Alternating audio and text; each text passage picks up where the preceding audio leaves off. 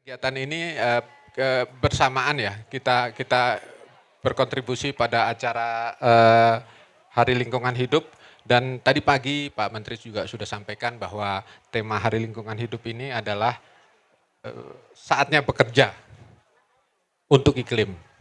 Nah, ini cocok nih dengan apa yang akan kita bahas hari ini. Pada talk show ini kita ada 4 narasumber ya. Kami persilahkan dari Direktorat PPMU di sini sudah hadir perwakilannya Pak Sena. Kami persilahkan untuk bergabung di dalam talk show ini. Lantas kemudian dari Direktorat Penanganan Sampah ada Ibu Andi. Nah, kami persilahkan bergabung bersama kami. Lalu kemudian kita juga akan sudah hadir Ibu Direktur IGRK dan MPV dari Deputi Bidang PPI dan Tekanek. Terima kasih kehadirannya Bu Mita. Jadi Bapak Ibu kami silakan. Dan satu lagi nanti akan bergabung sebentar lagi Bu Mita, Pak PLT Direktur Tata Kelola Penerapan Nilai Ekonomi Karbon, Pak Haryo Pambudi, karena sekarang beliau juga sedang mendampingi Pak Wamen, tapi sebentar lagi akan hadir di sini. Untuk itu kami persilahkan, kita punya waktu masing-masing maksimal dari narasumber talk show ini adalah 10 menit. Karena ini konsepnya adalah talk show, jadi kami persilahkan ya untuk para narasumber, kalau ada yang ingin disampaikan dalam bentuk bahan, kami persilahkan. Tetapi kalau ingin menyampaikan informasi secara langsung, juga kami persilahkan. Untuk yang pertama, kami persilahkan Pak Sena, tolong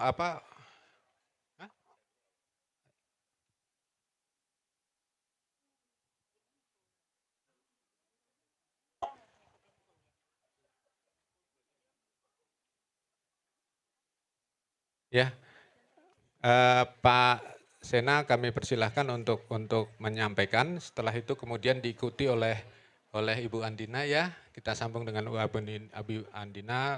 Lantas setelah itu Ibu Mita kami persilahkan. Waktunya 10 menit. Silakan Pak. Baik, bismillahirrahmanirrahim. Assalamualaikum warahmatullahi wabarakatuh.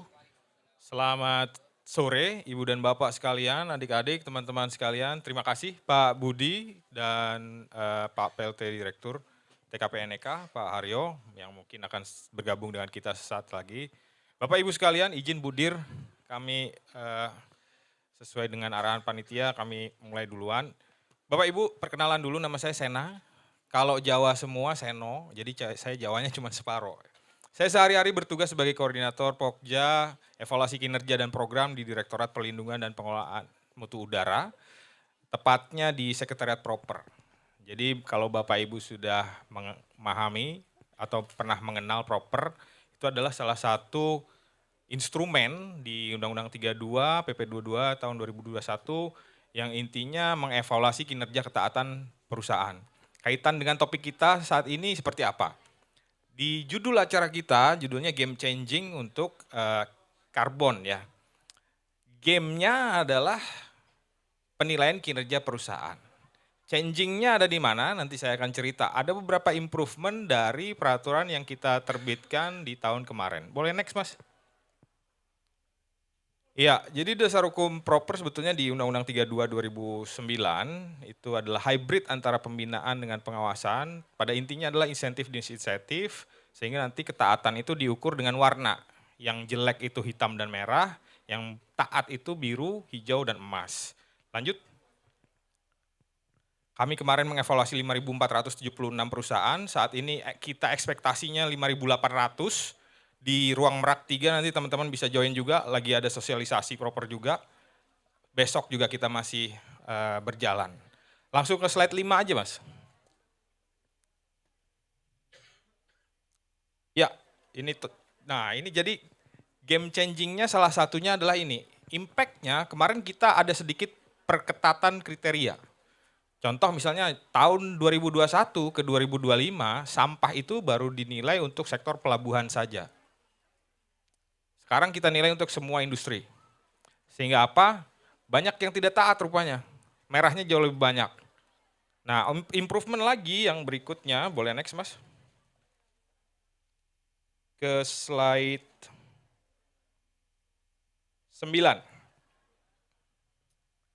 Iya, jadi tadi sampah, kemudian yang emasnya juga kita perketat karena dia harus menjadi contoh bagi industri yang lain gitu. Ada beberapa kriteria yang kita tambahkan, salah satunya adalah nilai ekonomi karbon. Lanjut. Next lagi. Aspek penilaian ekoinovasi, huruf C, kita sudah saksikan di layar, melaksanakan skema perdagangan karbon atau nilai ekonomi karbon. Ini salah satu game changing yang kita pasang di Permen 7 2025 tentang penilaian kinerja perusahaan, gitu, kinerja lingkungan. Intinya apa? Impactnya dua, mensemarakkan bursa karbon. Dua, memang kita akan memberikan impact yang signifikan ke masyarakat, kemudian ke pengelolaan iklim kita juga. Lanjut. Ini kriteria kami dapat juga dari teman-teman Mas Budi dan teman-teman begitu di TKP NEC. Jadi nilai maksimum kalau dia sudah melaksanakan NEC melalui skema SPI untuk perusahaan itu 3 poinnya. Kalau melalui crediting scheme lainnya itu maksimum 2, kalau hanya jual beli karbon saja 1. Nanti kita bisa perdalam di diskusi, tapi prinsipnya seperti ini akan menambah nilai skor di calon peserta proper yang ingin mendapat peringkat emas. Otomatis dia harus taat dulu dong, nggak bisa dia buang air limbah sembarangan atau air limbahnya tidak memenuhi baku mutu, cerobongnya hitam, tapi urus NEC gitu, tapi carbon trending saja tidak cukup. Lanjut, terakhir. Ada beberapa kandidat proper emas di yang tahun lalu, 36 sudah menggunakan skema SRNPPI. Sisanya menggunakan skema yang lain. Jadi kami dorong teman-teman yang belum untuk geser skemanya ke SRNPPI, lanjut.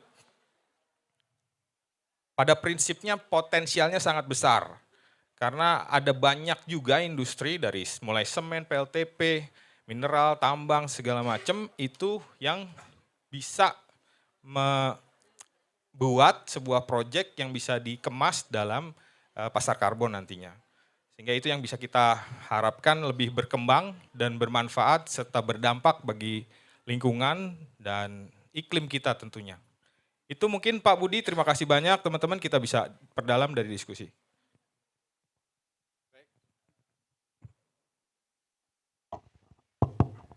Terima kasih Pak Sena, singkat, padat, dan sangat padat Pak. Semua informasinya sudah masuk yang kita butuhkan. Terima kasih Pak Sena.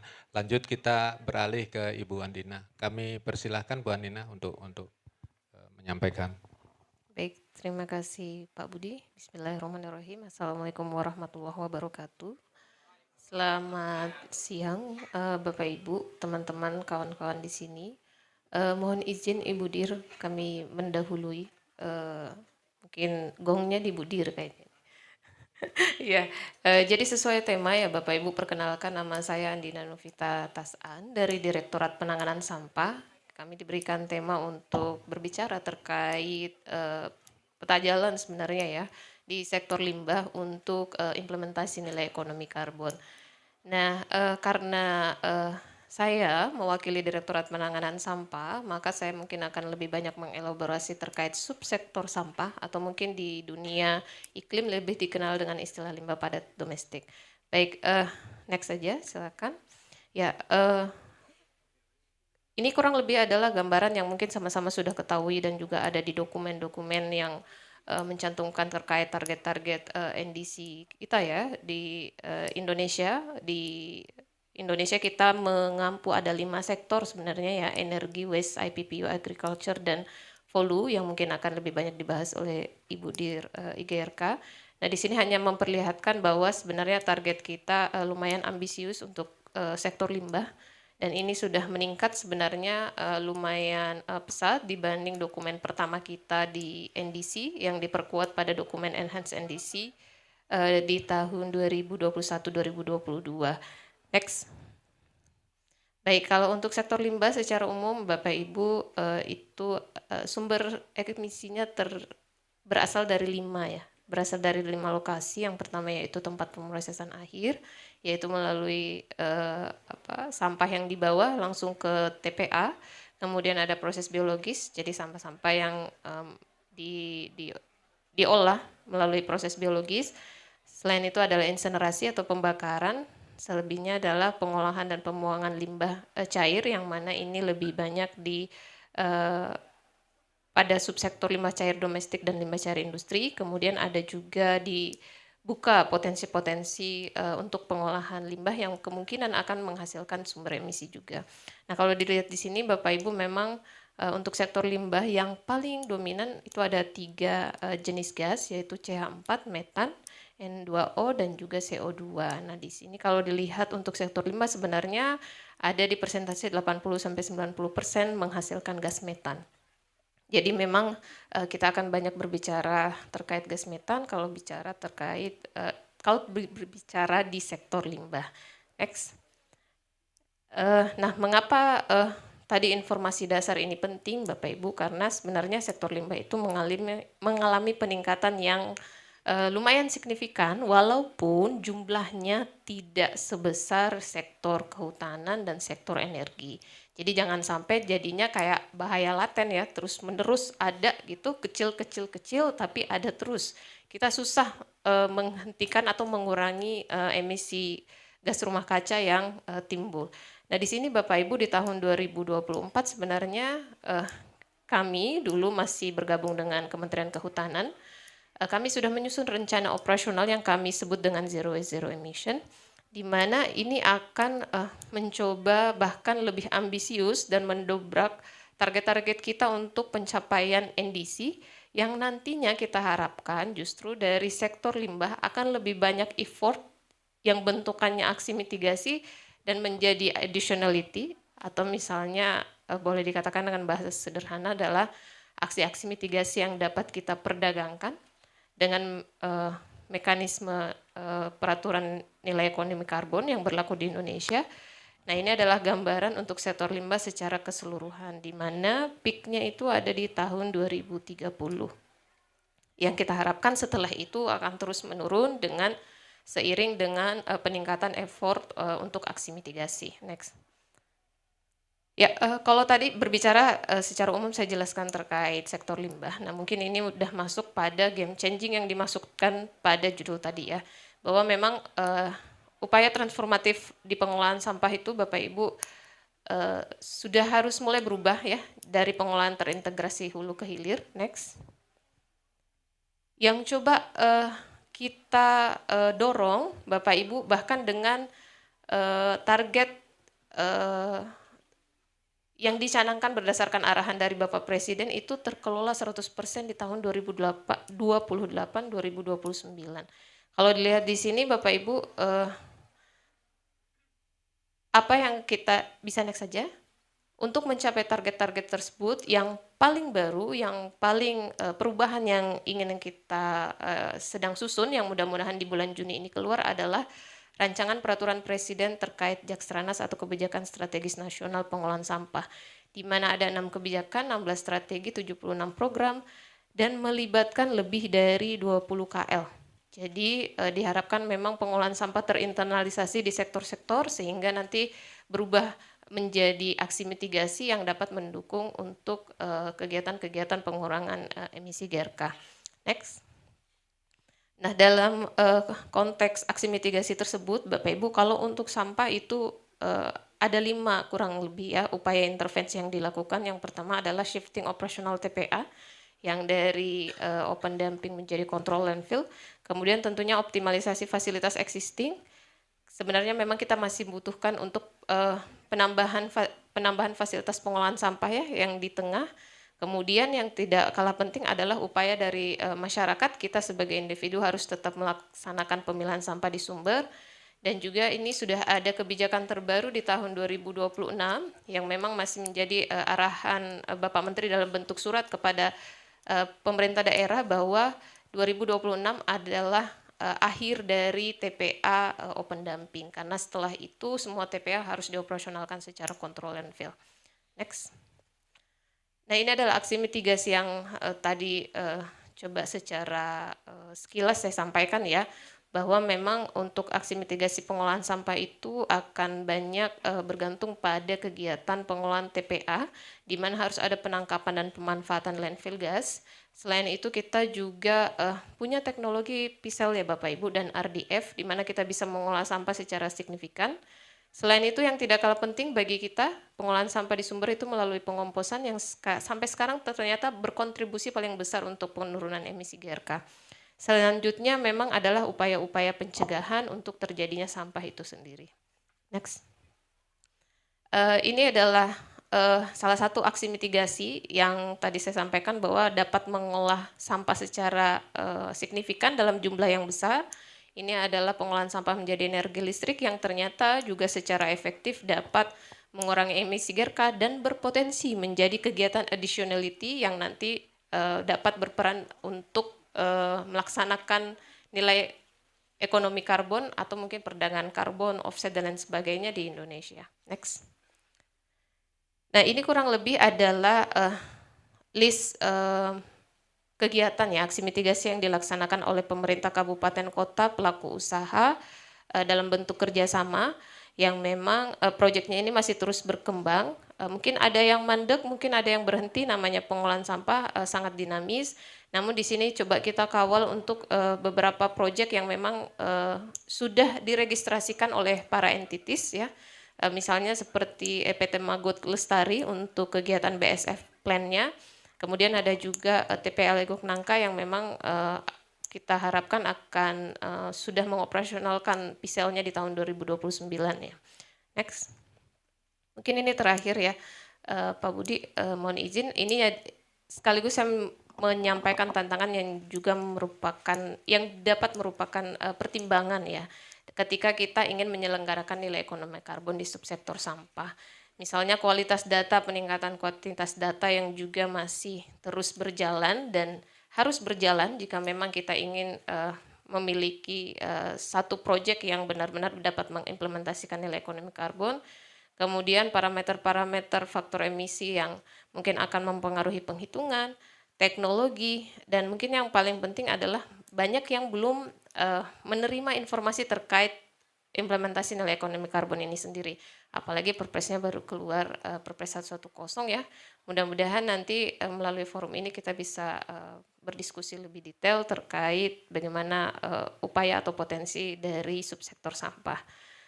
Demikian Pak Budi dari saya. Terima kasih. Assalamualaikum warahmatullahi wabarakatuh. Waalaikumsalam warahmatullahi wabarakatuh. Terima kasih Bu Andina. Kita langsung ya. Tapi sebelumnya saya tadi bisik-bisik sama Bu Direktur. Memang talk show kita yang sekarang ini kelihatannya lebih berwarna. Saya bilang dari awal pagi itu pada saat pembukaan juga sudah diingatkan oleh Pak Menteri ya Bu ya. Di sini adalah banyak dari teman-teman kita pewaris-pewaris nih, pewaris-pewaris dampak yang kita lakukan itu teman-teman dari pelajar dan mahasiswa hadir di sini dan saya rasa itu bisa mewarnai talk show kita kali ini gitu ya.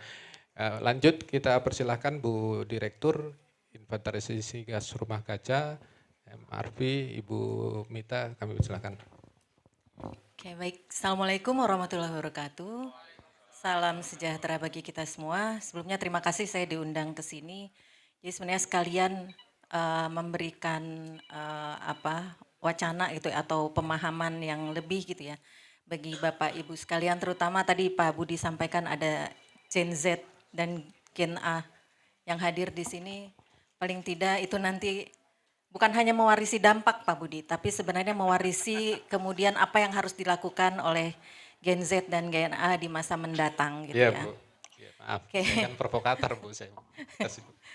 Ya karena semuanya berawal dari perilaku gitu ya. Nah itu jadi harus diawali dari yang muda-muda ini lah. Oke lanjut, jadi kalau tadi misalnya dari Pak Sena, kemudian Bu Andina ini bicara soal sektor gitu ya. Ada tadi limbah dalam kerangka proper, kemudian Bu Andina bicara soal limbah padat gitu ya, atau sampah lah ya. Kalau di perubahan iklim ini lebih dikenalnya dengan limbah atau limbah padat, limbah cair gitu ya. Sumbernya juga ada yang dari industri, ada yang domestik gitu ya. Nah, ini kemudian tadi Bu Andina sampaikan ada peraturan terbaru Perpres 110, kalau ini lanjut aja ininya, yang halaman 1 lanjut. Ada Perpres terbaru, Perpres 110 tahun 2025 yang baru diterbitkan di bulan Oktober 2025 menggantikan Perpres 98 tahun 2021. Perpres 110 ini membuka peluang bagi kita gitu ya. Kan kita semua tahu lah, kita punya namanya NDC atau komitmen kita terhadap perubahan iklim. Kita punya target bersama gitu, target negara secara global, karena yang namanya perubahan iklim itu bukan lokal. Kalau misalnya pencemaran, misalnya sampah itu lokal gitu ya, walaupun nanti dampaknya ada gas yang secara global gitu. Kalau ada pencemaran air sungai misalnya itu lokal. Tapi kalau perubahan iklim itu sifatnya jadi global, sehingga kemudian seluruh negara punya kontribusi atau komitmen masing-masing dalam rangka pengurangan emisi gas rumah kaca. Kalau enggak, nanti kita akan semakin panas bumi kita. Kan kita itu menjaga jangan sampai lebih dari 2 derajat gitu ya. Kalau sekarang udah lebih dari 1,5, dampaknya apa? Udah terasa kan sebenarnya, bumi semakin panas gitu ya, air permukaan laut semakin meninggi gitu ya. Nanti berapa tahun kemudian mungkin kalau kita nggak berbuat sesuatu, maka negara kita, negara kepulauan ini, jumlah pulaunya nggak 13.000 lagi. Mungkin tinggal 10.000 atau kurang dari itu gitu ya. Nah itu yang sebenarnya menjadi komitmen kita bersama. Oke, itu ada di Perpres 110, kita harus berbuat sesuatu. Nah tapi pada saat kita harus berbuat sesuatu, maka kemudian kita membutuhkan inovasi baik teknologi maupun pendanaan yang lebih gitu ya. Nah oleh karena itu kemudian dibukalah di Perpres 110 itu perdagangan karbon. Sifatnya sebenarnya itu merupakan insentif. Jadi perdagangan karbon itu jangan dibilang atau dianggap sebagai perdagangan komoditi biasa, tidak. Karena perdagangan karbon ini dalam kerangka untuk mencapai NDC kita.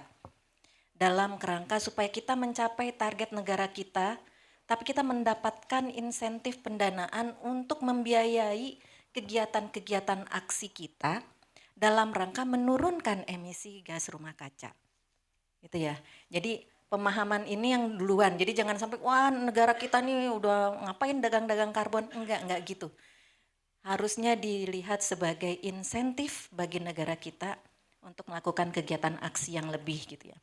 Dan kemudian kalau misalnya kita lihat dari Perpres 110 itu adalah ada mandat untuk kita membangun sistem registry unit karbon dalam kerangka perdagangan karbon tadi gitu ya. Kenapa harus ada sistem ini gitu ya? Sistem ini kan hanya satu harusnya karena kemudian ini dijadikan pencatatan bagi semua unit karbon. Harus satu untuk satu negara kita, negara Indonesia. Kenapa? Karena untuk mencegah adanya dual claim. Jadi jangan sampai nanti ada satu kali kegiatan aksi tapi yang satu dijual ke skema internasional, satunya di domestik gitu. Itu yang tidak diperbolehkan. Kalau satu kali pencatatan di satu sistem, maka itu dapat dicegah. Makanya kemudian kita sedang merancang permen SRUK termasuk sistemnya dan ini rencananya akan di-launching di awal Juli tahun ini. Gitu ya. Begitu nanti di-launching baik sistemnya maupun peraturannya, maka perdagangan karbon kemudian sudah bisa dijalankan semua. Gitu ya. Lanjut. Awal Juli ya Bu ya. Awal Juli, kurang lebih tentatif tanggal 9 Juli. Nanti kalau ada perubahan kita komunikasikan lagi. Insya Allah, amin. Insya Allah. Nah, sistem registry unit karbon ini kalau dilihat di Perpres 110 ini harus terdesentralisasi. Artinya apa? Kalau misalnya dulu kan sebenarnya sudah berjalan gitu ya perdagangan karbon itu di sistem registry nasional karbon registry gitu ya. Tapi di sini kemudian di Perpres 110 memberikan peluang lebih bagi sektor untuk melakukan penelaahan terlebih dahulu terhadap aksi-aksi mitigasinya. Jadi walaupun sistem untuk pencatatannya hanya satu, tapi pada saat sudah diregistrasikan di SRUK, masing-masing sektor punya kewajiban untuk mengambil data tersebut dan ditelaah lebih lanjut. Apakah kegiatan aksi tersebut akan digunakan untuk pencapaian NDC ataukah ini boleh diperdagangkan gitu ya. Apakah diperdagangkan pun boleh, misalnya kan ini sekarang ada 2 skema. Skema pengurangan emisi dalam negeri dan luar negeri yang internasional. 5 menit, gimana nih Pak? Jadi, nah itu pun harus atas persetujuan sektor. Boleh diperdagangkannya mau di dalam negeri atau di skema internasional, itu harus atas persetujuan sektor. Karena itu sektor memang diberi peran lebih untuk untuk perdagangan karbon ini gitu. Kemudian harus transparan, artinya semua data itu harus masuk dan terbuka gitu ya. Terbuka bukan untuk publik tentunya. Ada beberapa hal yang kita melindungi data-data pribadi itu kita tetap lindungi. Kemudian real time, artinya pada saat ada unit karbon diterbitkan di skema dalam negeri di SPEI ataupun di skema internasional, contohnya ada Vera, Gold Standard, Plan Vivo dan lain-lain gitu. Begitu diterbitkan, maka itu harus tercatat real time di SRUK. Kenapa? Tadi karena untuk mencegah adanya dual claim, pencatatan ganda gitu ya dan sebagainya. Lanjut. Nah ini kalau misalnya kita kaitkan dengan target penurunan emisi, maka sektor limbah ini termasuk kecil gitu ya, 88 megaton CO2 ekivalen atau hanya sebesar 0,38%. Tapi ini mungkin karena datanya yang dicatatkan di awal itu belum semuanya akurat gitu ya Bu Andina ya. Nah ini kita sekarang semua sedang berupaya untuk melakukan pencatatan yang lebih akurat, lebih transparan gitu ya. Lanjut aja dulu. Tinggal berapa menit lagi. Nah, kalau misalnya kita lihat gitu ya, hasil inventarisasi gas rumah kaca, karena di tempat kami ada inventarisasi gas rumah kaca secara sektoral maupun subnasional. Maka secara nasional untuk sektor limbah ini menghasilkan kurang lebih 148.000 kiloton CO2 ekivalen. Nah, paling besar adalah dari industrial wastewater treatment plant gitu ya.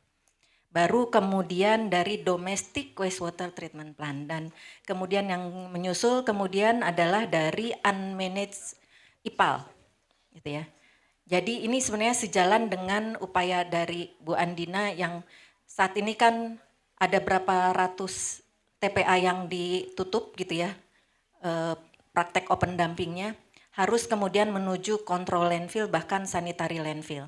Begitu juga dengan industrial wastewater. Nah ini saya titipkan ke Pak Sena bahwa sebenarnya kurang lebih hampir 60% kontribusinya itu dari industrial wastewater. 3 menit baiklah. Kemudian, nah ini sebenarnya kemudian apa yang harus dilakukan? Sebenarnya ada tahapannya. Pertama adalah pengurangan emisi untuk pencapaian NDC gitu ya. Apa yang dilakukan oleh Bu Andina, oleh Pak Sena, oleh PU untuk domestic wastewater gitu ya. Itu semua dalam kerangka menurunkan emisi gas rumah kaca. Nah, kemudian apakah kegiatan tersebut dapat diperdagangkan misalnya? Belum tentu. Karena contohnya aja yang gampang di landfill gitu ya. Landfill itu dari open dumping, tadi unmanaged IPAL itu, kemudian kan harus diwajibkan menjadi kontrol landfill, bahkan kemudian menjadi sanitary landfill, itu ada penurunan emisi gas rumah kaca, iya. Karena tadinya terbuka, open dumping, kemudian dikontrol dan segala macam gitu ya. Ada penurunan emisi gas rumah kaca, iya. Tapi penurunan emisi gas rumah kaca itu belum tentu bisa diperjualbelikan, belum tentu bisa diperdagangkan karena untuk perdagangan karbon maka dibutuhkan additionality dan juga permanensi. Itu ya. Dua aja dulu ini. Jadi kalau additionality sebagai contoh yang landfill tadi, kalau sudah sampai kontrol landfill itu ada penurunan emisi. Tapi kalau misalnya mau diperdagangkan maka harus ada additionality. Contohnya metan yang dikeluarkan itu ditangkap kemudian dimanfaatkan sebagai energi misalnya. Kegiatan itulah yang merupakan additionality dan dihitung berapa pengurangan emisinya, itulah yang bisa diperdagangkan. Itu ya. Jadi bedanya antara penurunan emisi saja dengan bagaimana kalau mau diperdagangkan gitu. Kemudian ada permanensi. Itu harus permanen. Contohnya tadi udah jadi kontrol landfill gitu ya. Oh, ini kita mau nangkap karbon, tapi tahun depannya jadi open dumping lagi. Itu nggak permanen namanya, dan itu nggak bisa diperjualbelikan lagi. Gitu. Jadi ada dua hal yang harus masuk kita kalau perdagangan, ada additionality, ada permanensi. Nah ini jadi hal itu yang kemudian menjadi potensi atau peluang perdagangan karbon di sektor limbah. Lanjut aja. Kayaknya ini POME juga ini potensinya sangat besar gitu ya. Dan tetap harus ada additionality dan permanensi gitu ya. Kalau misalnya pengelolaan POME saja itu kewajiban, betul tidak Pak? Wajib kita mengelola POME gitu ya. Tapi kalau misalnya mau ke perdagangan karbon harus ada metan capture-nya, kemudian dimanfaatkan sebagai apa dan lain-lain gitu ya. Lanjut aja. 1 menit lanjut aja. Nah ini aja, ini adalah alur sertifikasi skema yang domestik, yaitu SPEI gitu ya. Ini juga mungkin nanti sama dengan skema luar negeri seperti Vera, Gold Standard dan lain-lain. Yang pertama adalah ada pendaftaran gitu ya. Proponen itu harus menyusun dokumen rencana aksi mitigasinya. Di dokumen rencana aksi mitigasi ini harus jelas metodologinya apa. Metodologi kegiatan aksinya. Karena itu harus sesuai gitu ya. Harus sesuai dengan standar yang telah ditetapkan. Kalau misalnya mau tahu misalnya tentang POME atau tentang sampah dan sebagainya, itu ada di sistem registry unit karbon kami gitu kalau misalnya mau searching. Kemudian dokumen rencana aksi mitigasi itu harus divalidasi oleh lembaga validasi dan verifikasi yang independen dan sudah terregistrasi oleh KAN. Gitu ya. Jadi harus divalidasi dulu dokumen rencananya, benar nggak nih metodologinya, benar nggak perhitungan pengurangan emisinya. Nah kalau sudah tervalidasi maka kemudian dapat dilakukan kegiatan aksinya. Dan kalau sudah selesai dilakukan kegiatan aksi, maka laporan capaian aksi mitigasinya kemudian diverifikasi. Apakah sesuai dengan rencana yang di dalam DRAM atau tidak gitu ya. Baru kemudian dapat dilakukan penerbitan. Dan berdasarkan Perpres 110 maka penerbitan unit karbon baik di dalam negeri maupun dari luar negeri yang skema luar negeri harus dengan persetujuan ataupun rekomendasi dari sektor terkaitnya. Itu ya Bapak Ibu ya. Itu bedanya antara Perpres 98 dengan Perpres 110. Lanjut kayaknya udah aja ya. Lanjut aja nih. Nah ini yang penting adalah integritas dan konektivitas global. Waktu habis. Oke baik, itu aja mungkin kita lebih baik kita diskusi yang ngebut dikit nggak apa-apa, tapi tadi seperti Pak Budi bilang kita bisa diskusi lebih lanjut. Terima kasih. Assalamualaikum warahmatullahi wabarakatuh. Waalaikumsalam warahmatullahi wabarakatuh. Baik, kita lanjut karena Pak PLT Direktur juga belum bergabung, tetapi untuk bahan paparannya kami bisa sampaikan. Ya, coba tolong ditampilkan untuk yang bahan paparan dari PLT Direktur TKP NEK.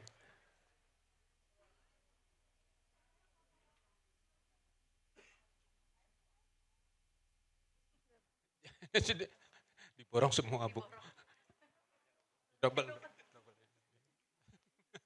Ya, sebelum ini ya kita paparan dulu ya, silakan, tolong ditampilkan ya bahan paparan yang tadi disampaikan di grup panitia HLH. Ini Pak Haryo sudah hadir. Kami persilahkan Pak Direktur TKP NEK. untuk bisa langsung menyampaikan bahan paparannya. Habis WO. Iya, terima kasih. Mohon maaf karena ngawal Bapak dua di sebelah. Iya, untuk sektor limbah, jadi kami tadi nyiapin satu slide karena di sini ada Bu Mita, maka kemudian kita akan melihat dari status pencapaian. Mas Asrotnya, iya. Ini datanya Bu Mita yang kemudian ini akan menggambarkan catatan untuk sektor limbah.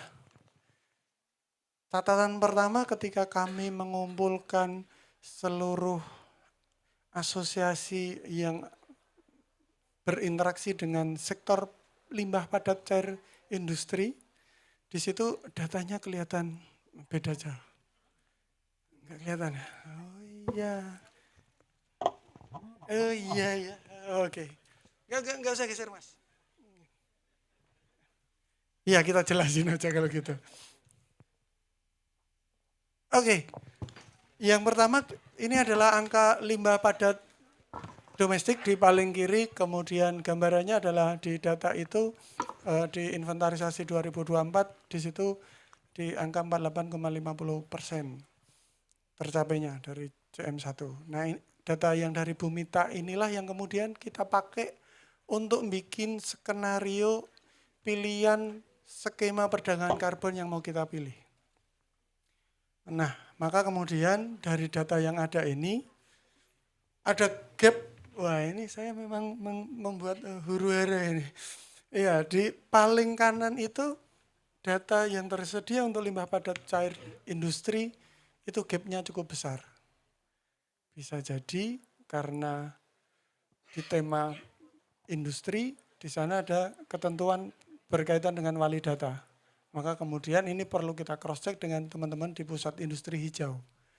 Prinsipnya jangan sampai ada ruang lingkup aksi yang enggak diatur di peta jalan perdagangan karbon. Karena nanti mungkin di slide setelah ini, next.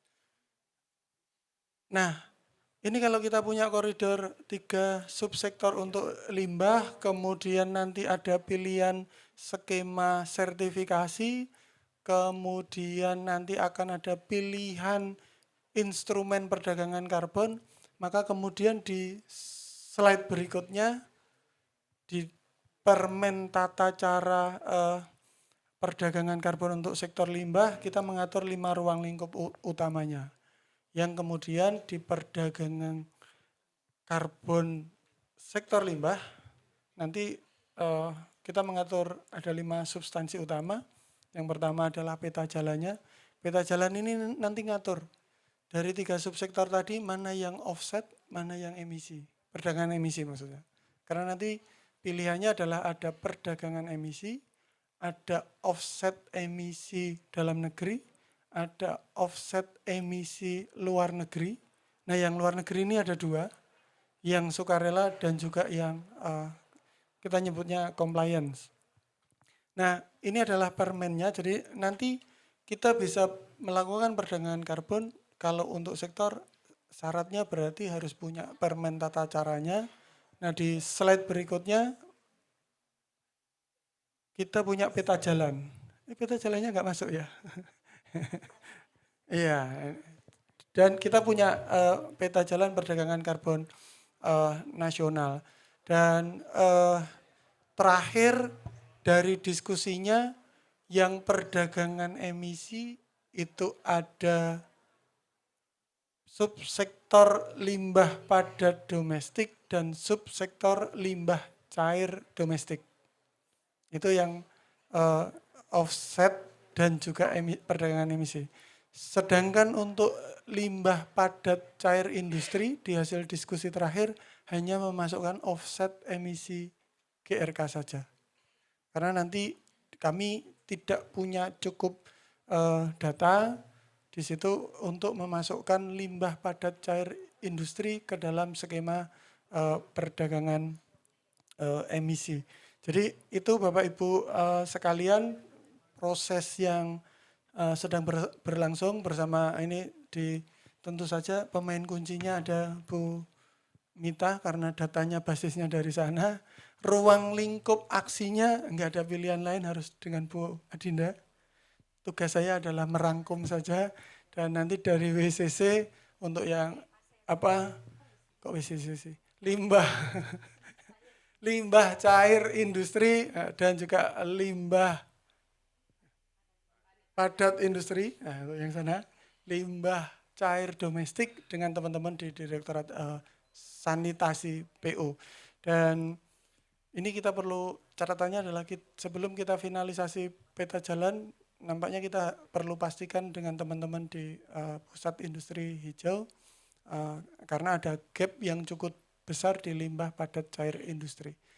Jadi saya kira itu Bapak Ibu sekalian progres dari penyusunan instrumen yang ada di TKP NEC dan kami ngambil case-nya untuk sektor limbah karena di luar itu juga kami juga harus menyiapkan permen tata laksana untuk penyelenggaraan SPE dan non SPE GRK sebagaimana di Bu Mita menyiapkan permen tata cara untuk penyelenggaraan SRUK. Terima kasih. Terima kasih Pak Haryo. Jadi kita setelah ini kita punya waktu 15 menit ya untuk kita berdiskusi. Dalam artian Bapak Ibu ini kita bisa manfaatkan kesempatan ini bukan hanya untuk bertanya, tapi juga bisa menanggapi ya. Kita bisa menanggapi, bisa memberikan masukan juga karena ini adalah talk show. Ya, kami beri kesempatan 3 pertama, 1, 2 Bapak, 3 Ibu ya. Kami persilahkan pertama perkenalkan dulu, kemudian nanti setelah ini kita akan ada 3 lagi. Setelah ini silakan. Hah? Kedengeran ya? Mudah-mudahan sih kedengeran. Ya, terima kasih kesempatannya Pak. Saya Putra dari pelaku perdagangan karbon khususnya di Carbon Project Developer, kebetulan di technology based sector. Pertanyaannya mungkin lebih ke Bu Mita, tadi dikatakan kalau bulan Juli itu adalah SRUK bisa dioperasionalisasikan, maka bisa melakukan perdagangan karbon. Pertanyaannya simpel, kalau misalnya peraturan sektoralnya kebetulan belum jadi, karena sekarang kan baru perhutanan saja, apakah tetap bisa melakukan perdagangan karbon atau tentunya harus menunggu peraturan sektoral tersebut? Itu dulu. Thank you.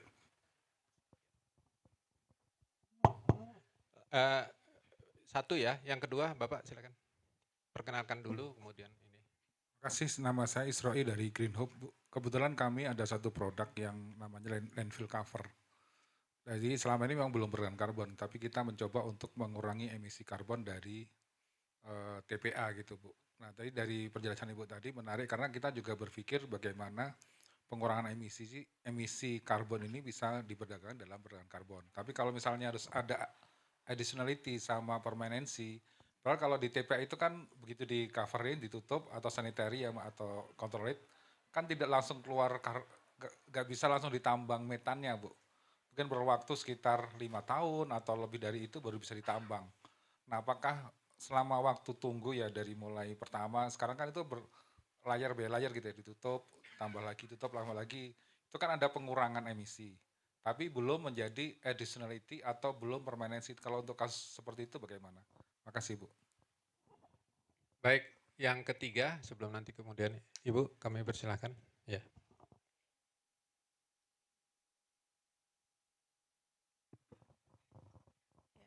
Terima kasih atas kesempatannya. Perkenalkan nama saya Ananda dari Universitas Terbuka. Saya ingin bertanya, bagaimana memastikan bahwa unit karbon yang diperdagangkan benar-benar memberikan penurunan emisi yang real? Terima kasih. Baik, kami persilahkan tanggapannya ya. Tadi soalnya udah sebut nama Bu Mita tadi, jadi Bu Mita dulu, terus kemudian tolong dilengkapi Bu Andina, Pak Haryo dan Pak Sena, silakan.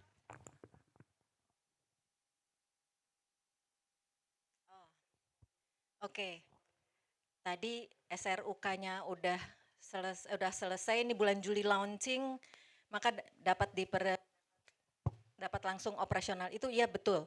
Tapi lagi-lagi betul gitu loh bahwa harus ada tata cara perdagangan karbon sektor. Karena di dalam tata cara perdagangan sektor itu nanti harus jelas siapa nanti yang akan melakukan approval.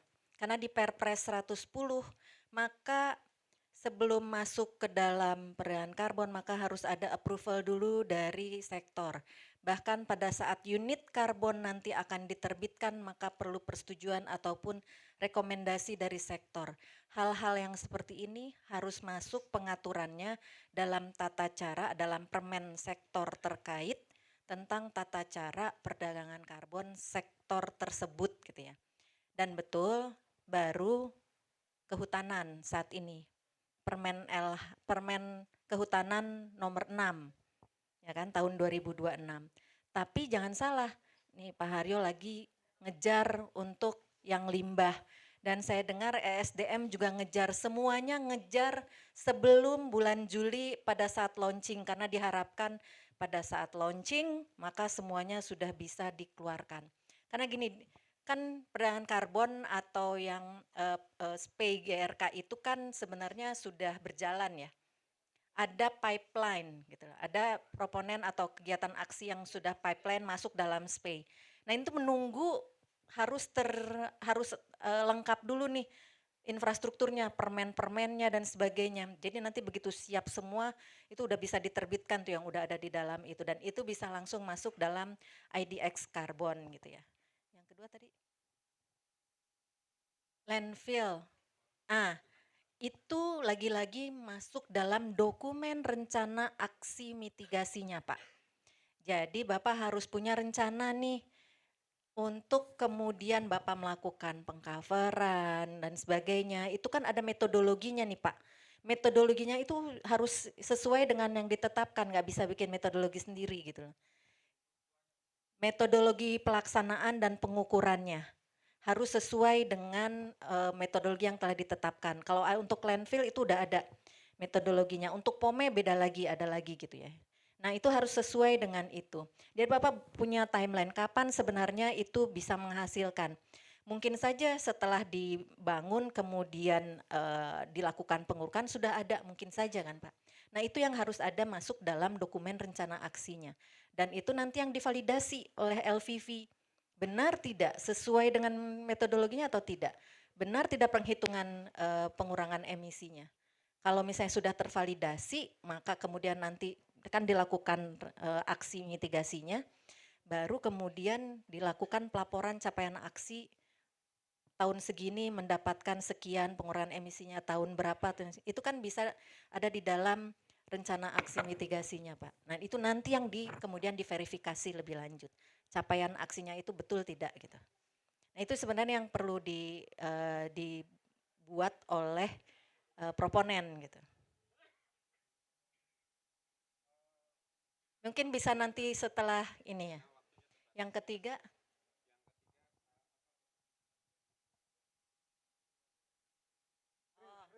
Real. Nah, dengan adanya Perpres 110, tadi saya sampaikan, di awal pada saat ada kegiatan aksi yang dilakukan oleh proponen ini bisa perusahaan, bisa masyarakat gitu ya, itu harus masuk dalam SRUK dulu, sistem registry unit karbon. Apa saja dokumen rencana aksi yang mau dilakukan dan data umum, data teknis masuk nih. Kemudian data itu ditarik oleh sektor untuk ditelaah.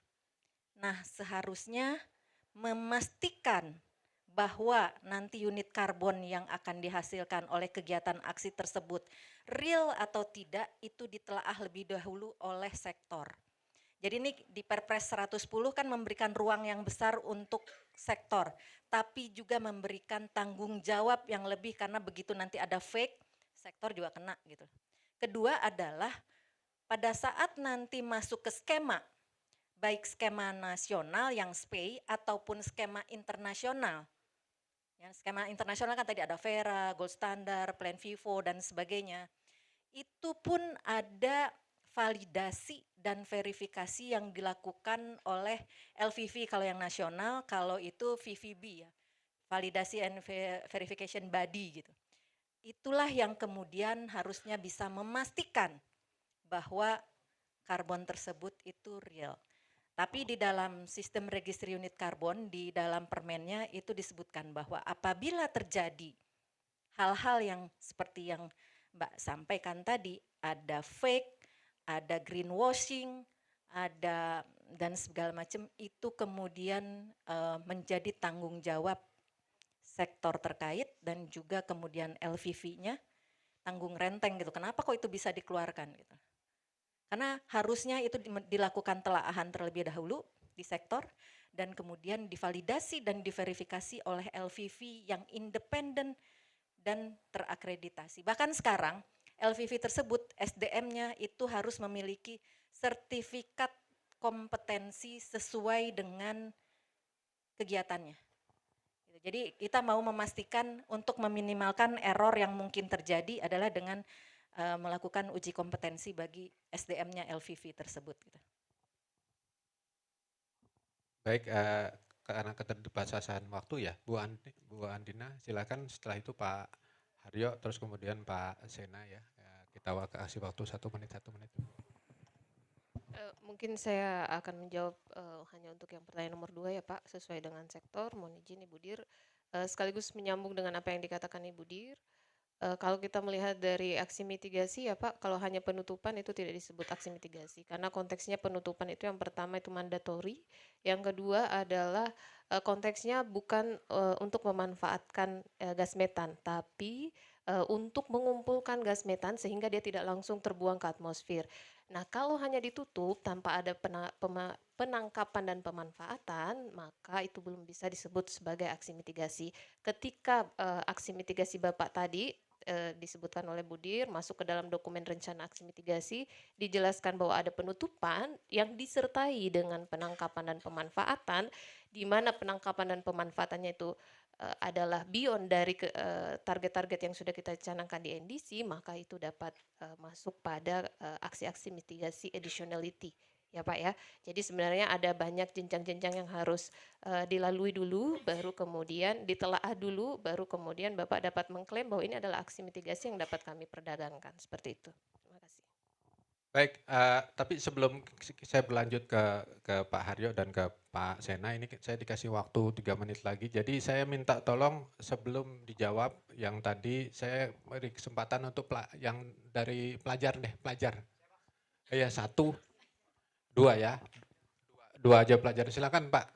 Jadi nanti kita lanjut karena waktu kita tinggal sekitar 3 sampai 5 menit. Mohon kesediaannya nanti Pak Haryo dan Pak Sena untuk melanjutkan jawabannya. Biar adil ini soalnya. Nanti diskusi bisa lebih lanjut setelah forum ini. Silakan.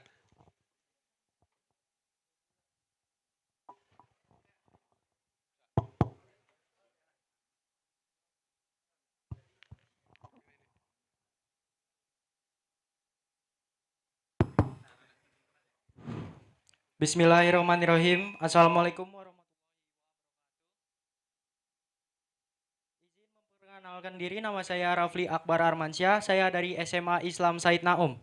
Saya ingin mempertanyakan satu pertanyaan, yaitu tentang penyebaran gas metana di TPA sangatlah masif. Sedangkan dari KLH banyak menutup TPA yang tidak sesuai masih open dumping. Sedangkan sampah masih terus berjalan setiap hari. Sedangkan insenerator yang tidak sesuai baku mutu emisi malah menambah penambahan GRK alias gas rumah kaca. Dan RDF itu memerlukan sampah yang harus terpilah terlebih dahulu. Sedangkan masih banyak sistem pengangkut sampah yang masih belum terpilih. Apa solusi yang dibuat oleh KLH? Terima kasih. Mohon dijawab. Tepuk tangan dulu nih Mbak, tadi kita warna baru nih. Silakan Dek, yang kedua. Assalamualaikum warahmatullahi wabarakatuh. Waalaikumsalam warahmatullahi wabarakatuh. Perkenalkan, nama saya Fahmi Rafi Indarwan dari SMA Islam Said Naum. Di sini saya ingin menanyakan kepada pemerintah dan juga para pebisnis, bisakah kita bekerja sama dengan pemerintah, pengusaha dan juga sekolah untuk mengajarkan tentang waste to energy. Jadi kan di situ kita bisa mendapatkan nilai ekonomi dan pendidikan yang lebih baik.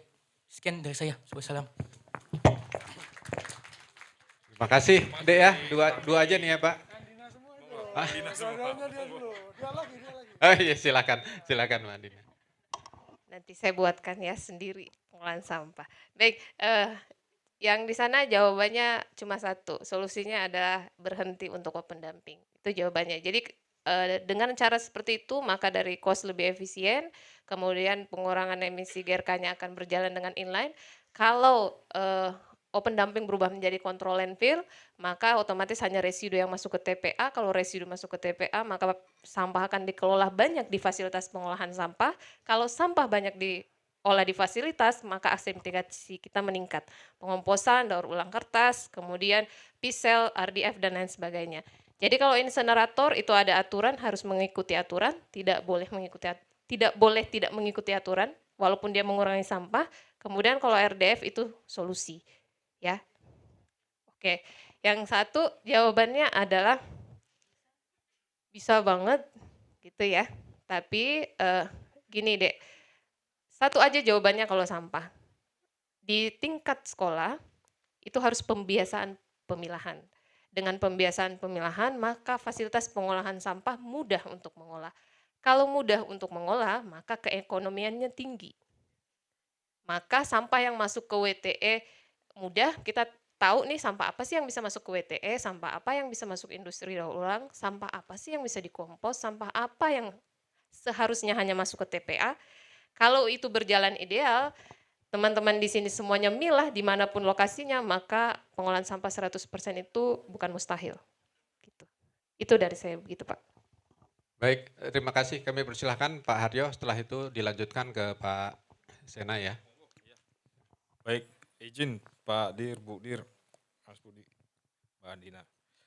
Saya akan sambung sedikit yang Bapak tadi ya, penutupan ya. Jadi kalau di kami, di penilaian kinerja ketaatan industri dari instrumen proper, kenapa kita ada dua tipe, taat, ketaatan sama lebih dari taat, beyond compliance. NEC itu, penerapan NEC, carbon trading, adanya di beyond compliance. Kenapa kita taruh di situ? Karena yang wajibnya dulu kita beresin sebelum kita bicara sunnah. Percuma kita carbon trading segitu banyak, misalnya triliunan dolar, tapi kalau cerobong kita masih hitam. Percuma kalau kita carbon trading begitu hebat, tapi air limbahnya masih berbusa, begitu ya. Satu. Yang kedua, ini mungkin masukan juga buat kami nanti ketika bicara lebih detail soal permen. Ada saya yang tangkap itu bisnis model yang kerjanya adalah mengelola limbahnya. Tapi yang sesungguhnya di AMPU di tempat kami, di proper, dan di teman-teman Gakum adalah yang tie-in ke NIB-nya, nomor induk berusaha, KBLI-nya berapa, tapak proyeknya di mana, AMDAL-kah dia, UKL-UPL-kah dia. Tapi ada juga yang modelnya mungkin seperti Bapak atau teman-teman yang lain, cuman usahanya jualan IPAL yang ada tutupnya, terus metanya dimanfaatkan gitu ya. Nah ini tetap harus ada izin lingkungannya, AMDAL UKL-UPL-nya, atau bagaimanalah skema kerjasamanya dengan si pabrik sawitnya misalnya gitu. Nah baru di situ ketika kita sudah clear siapa penanggung jawab kegiatannya, itulah nanti yang bisa connect ke tempat Bu Mita, Pak Haryo, baru ke kami di penilaian kriteria emasnya gitu. Yang terakhir tadi saya nyambung Dek Fahmi nih, keren sekali pertanyaannya.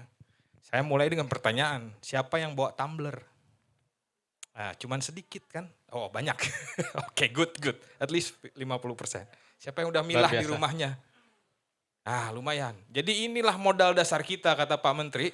Ini kita harus kolaborasi karena memang Indonesia ini dibangun dengan dasar gotong royong. Jadi kita tetap semangat bersama-sama, kita nggak bisa sendirian. Pemerintah, adik-adik di kampus juga nantinya akan kerja di pemerintah kan. Jadi ya tunggu saja tanggal mainnya. Monggo, kami silakan Pak Haryo. Pak Haryo terakhir Pak. Iya, kalau yang urusan NEC sudah sering ketemu nanti kita bisa bahas. Tetapi yang ini teman-teman kira-kira ini 30 tahun lagi jadi pemilik negeri ini. Jadi siapa yang sekolahnya Adiwiyata? Siapa yang belum Adiwiyata?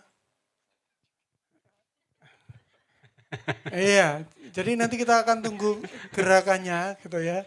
Jadi di kami di KLH juga ada pusat generasi lingkungan hidup. Nanti teman-teman yang ada di sekolah, di perguruan tinggi, nanti kalau mau bentuk ekstrakurikuler baru yang nantinya jadi gerakan kita bersama untuk mendukung tema limbah ini, nanti kita tunggu ada berapa simpul di berapa sekolah, nanti kita bisa kolaborasi bersama. Makasih. Baik, sudah selesai kita pada akhir forum ini, kita berikan aplaus untuk keseluruhan narasumber. Kami dari moderator mohon maaf jika ada kesalahan dalam tingkah laku maupun perkataan. Kami akhiri, wabillahi taufiq wal hidayah. Wassalamualaikum warahmatullahi wabarakatuh. Selamat sore. Untuk adik-adik yang tadi sudah menyampaikan pertanyaan, kelihatannya ada hadiah yang disediakan oleh panitia ya, bisa diklaim di depan. Terima kasih. Terima kasih Pak Budi dan Bapak Ibu narasumber. Kami informasikan karena masih ada sesi berikutnya, Bapak Ibu nanti kami persilakan untuk keluar di pintu sebelah kiri. Nanti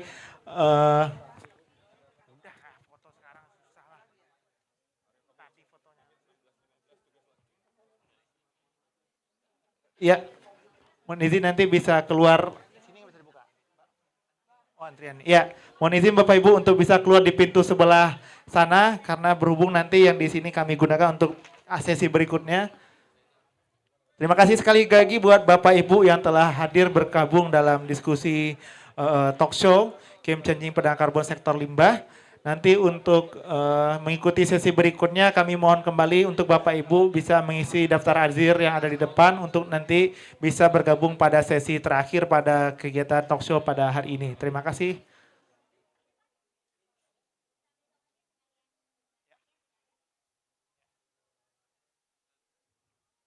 Lewat sana aja. Ada antrian di sini Mbak soalnya.